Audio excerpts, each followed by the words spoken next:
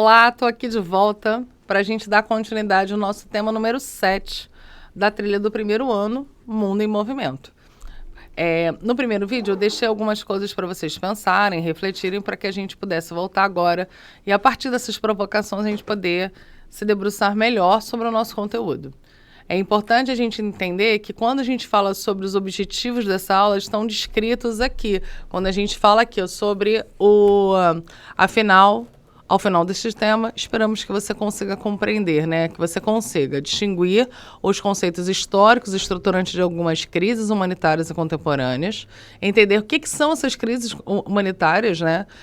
A gente pode pensar em alguns lugares do mundo em que tem, por exemplo, uma crise, uma guerra civil, em que é sustentável a permanência naquela localidade, em que algumas pessoas vão pedir exílio e abrigo em outros lugares do mundo para que elas possam sobreviver. Problemas no enfoque que se costuma dar ao tema de crises humanitárias, né? E observar as relações entre a globalização e as crises humanitárias. As crises humanitárias agora, a partir do final do século XX, foi possível a gente ter muito mais dimensão e o impacto que ela causa nas pessoas e nas famílias. Porque agora a gente está muito mais... As notícias correm muito mais rápidas, elas chegam muito mais rápido até as nossas casas, né? A palma da nossa mão. E isso faz com que a gente possa compreender, afinal de contas, o que é a globalização. Essa é uma imagem que está disponível no nosso material didático e ela fala exatamente sobre a balsa da Medusa. Ela é uma imagem desconfortante, né? Ela é uma imagem que traz um desconforto para cada um de nós, né?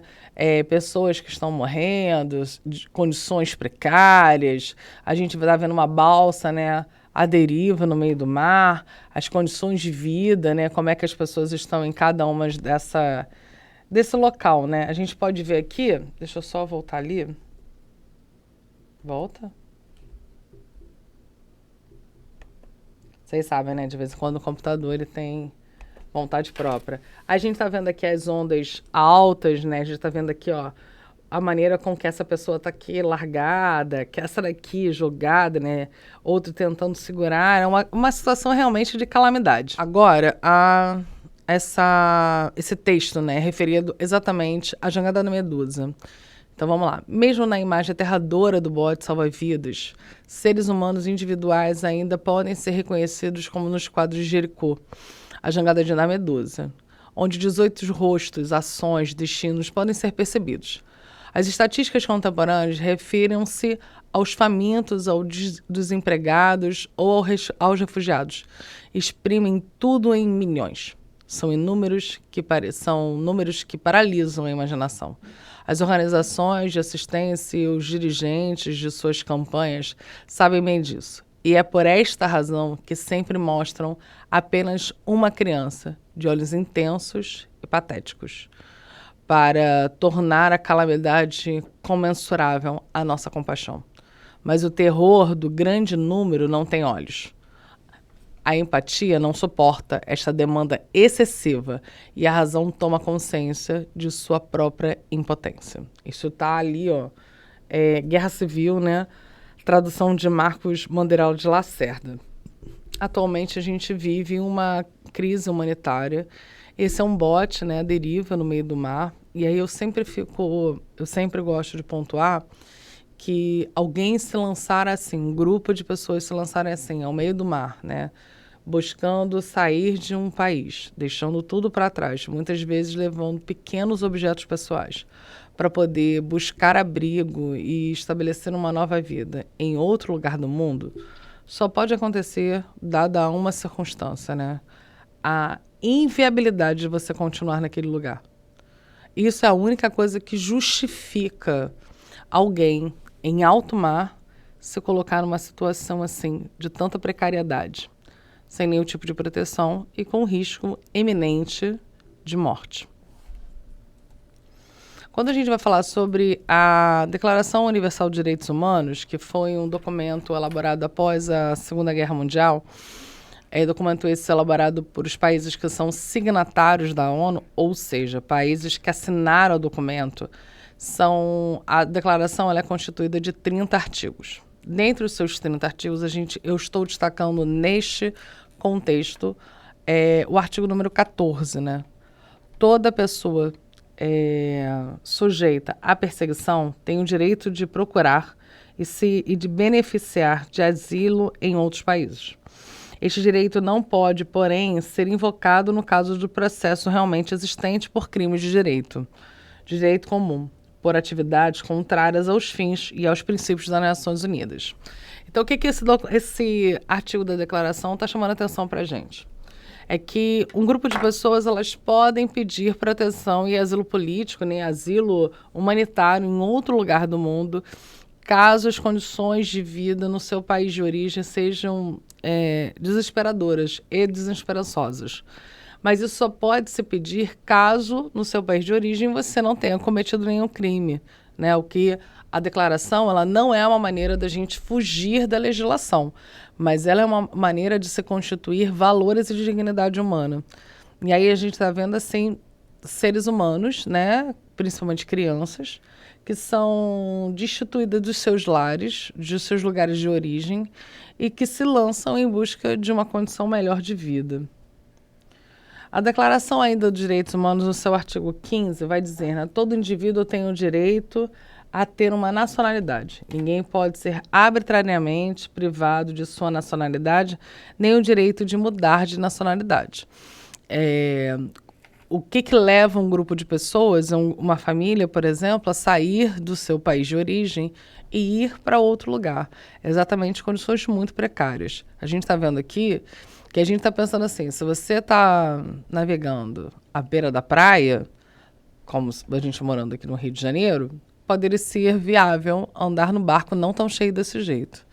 Mas quando você pensa numa embarcação que pode ficar à deriva ao meio do mar, né, sem condições de beber água ou ter o que comer, a gente está pensando que os desafios eles são muito maiores do que a gente possa imaginar. E aqui tem 2 vídeos que eu não vou mostrar, porque senão a gente vai ter strike no nosso canal aqui de Santa Mônica, mas eles são vídeos que estão disponíveis no seu material didático e que você vai ter acesso aqui no nosso link, que você pode abrir e manusear, né, e ter contato. Ele vai contar a história dessa jovem e como a vida dela muda. Ela mora na Ucrânia? Não, ela mora na Síria. E ela começa a perceber como é que a vida dela, na Ucrânia, como é que a vida dela mudou a partir do processo de guerra. E ao final do vídeo, só vou dar uma acelerada.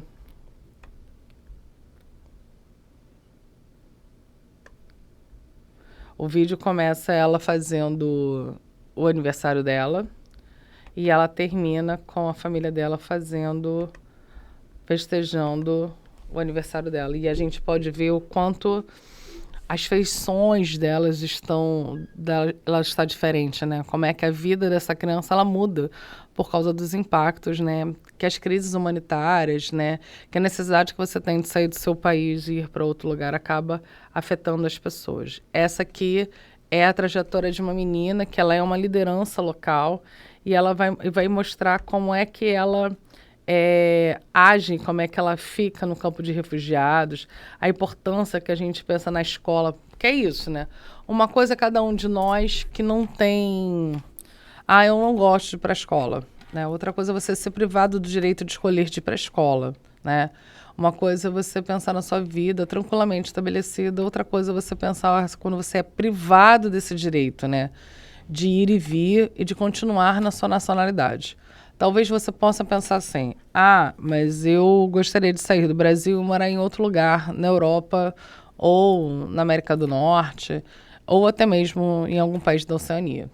Uma coisa é você decidir sair daqui, né, para poder construir uma vida e ter outros laços ou uma experiência em outro lugar no mundo. Outra coisa é você ser impulsionado, né, por uma condição muito precária e sair do seu país de origem e ir para outro lugar. Essa é uma condição diferente, porque essas pessoas não desejavam ir, elas demandaram uma necessidade de ir. Eu lembro do caso da atleta, né? O Brasil, na Olimpíada do Rio de Janeiro, teve o primeiro país com uma delegação de refugiados. E os refugiados disputaram a Olimpíada não utilizando nenhum tipo de bandeira nacional. E uma das atletas era uma nadadora e ela vindo da Síria, né, e tentando chegar em algum lugar do mundo, ela nadou 3 dias para poder chegar em solo firme. E ela estava amarrada no bote e a irmã dela estava no bote. Isso tudo, a irmã e a prima. Isso tudo para que elas pudessem sobreviver e ter uma outra possibilidade. Esse aqui está no nosso material didático, né? São 2 vídeos, são 2 áudios falando sobre a questão de alguns refugiados, né? Então, questões para você desenvolver na sala de aula junto com o seu professor, né? O que chamou mais atenção nas falas dos convidados, que semelhanças e diferenças você consegue encontrar entre as histórias dos 2 participantes. E esses relatos ajudam a entender mais sobre a perspectiva do refugiado no Brasil. Como é que é chegar aqui? E a gente precisa pensar que muitas vezes eles chegam sem ter conhecimento do próprio idioma. E aqui, numa atividade que está sendo proposta para vocês realizarem, uma entrevista de refugiados ou deslocados internos. São um grupo de pesquisas que você pode procurar um refugiado. Ou o que é um deslocado interno, né? Alguém que sai de uma determinada região e vai para outra. E lembrando sempre que no final do nosso material a gente tem o nosso alerta 31, com a interpretação a respeito da citação do último parágrafo, o que ela quer dizer, o ideal exprimido nela e é alcançável, com base nos diferentes pontos de vista apresentados, que conclusão você extrai das consequências dos limites da globalização e que atitude você acha que podem favorecer o diálogo e a aproximação tanto entre os indivíduos quanto entre as nações. Dessa vez a gente não tem um filme de indicação. Eu vou deixar aqui só uma indicação meio en passant. Pode tirar o material, Isa, por favor. Só um que poderia, talvez, possa ajudar é o pianista que fala sobre o processo do Holocausto e como ele consegue sobreviver sendo deslocado da sua própria região. Que ele fica, ele não vai para o campo de concentração e ele fica escondido o tempo todo. Eu acho que pode ser interessante e dialoga diretamente com o nosso tema. Vou ficando por aqui dessa vez. Desculpa o tema ser um pouquinho mais pesado, mas a gente precisa falar de temas que sejam necessários para todos nós. Até a próxima aula, gente.